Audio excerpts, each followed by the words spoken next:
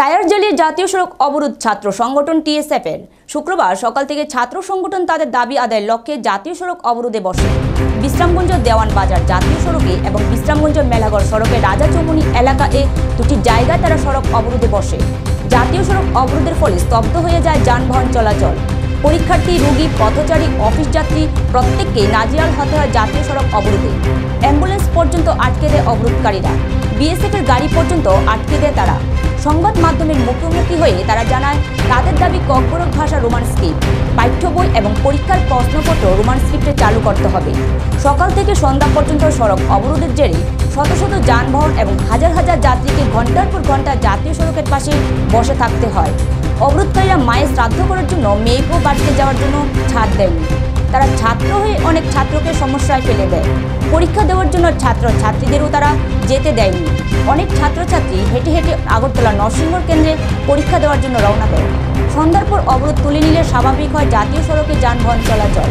কিছুদিন পর পর রোমান স্ক্রিপ্টের দাবিতে সারা রাজ্যের মানুষের নাজেহাল করে দেয় এই সংগঠন, এমনটাই অভিযোগ।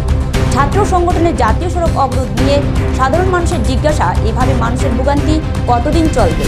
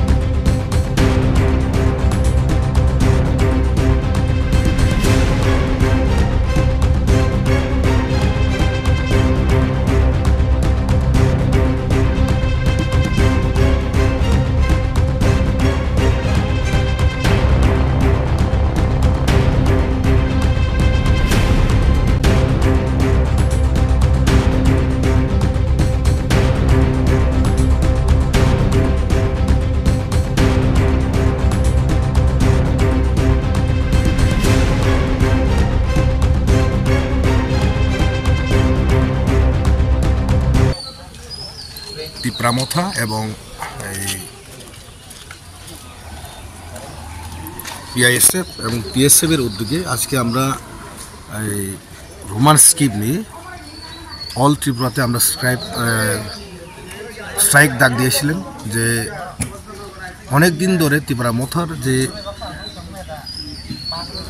টিএসএফ, টিআইএসএফ এবং সমস্ত যারা রাজনীতিবিদ তাদের ঘরে যারা ছেলে মেয়ে আসে রোমান স্ক্রিপ্টে, যারা ইংলিশ মিডিয়াম যারা পড়াশোনা করে তারা রোমান স্ক্রিপ্টকে নিয়ে তারা এক্সামে বসা এবং খুব সমস্যা। এই ডিমান্ডটা শুধু আজকের নয়, অনেক বছর ধরে ডিমান্ডটা। আজকে সেই ডিমান্ডটা নিয়ে টিএসএফের ডাকে আমরা আজকে বিশ্রামগঞ্জ মাসাপাড়া চৌমুহনীতে হাজির হলাম। এখান থেকে আমরা বার্তা দিতে যাই রোমান স্ক্রিপ্ট আমরা চাই ইমিডিয়েটলি রোমান স্ক্রিপ্ট যেটা এক্সাম চলছে ক্লাস 10 এবং ক্লাস 12 তাদেরকে সুযোগ দেওয়া হোক। আজকে আবার বিধানসভা বাজেট সিজন আছে, এই বাজেটেও কথা তোলা হোক। এটা নিয়ে আজকে আমরা এখানে আসলাম। কোন জায়গায়?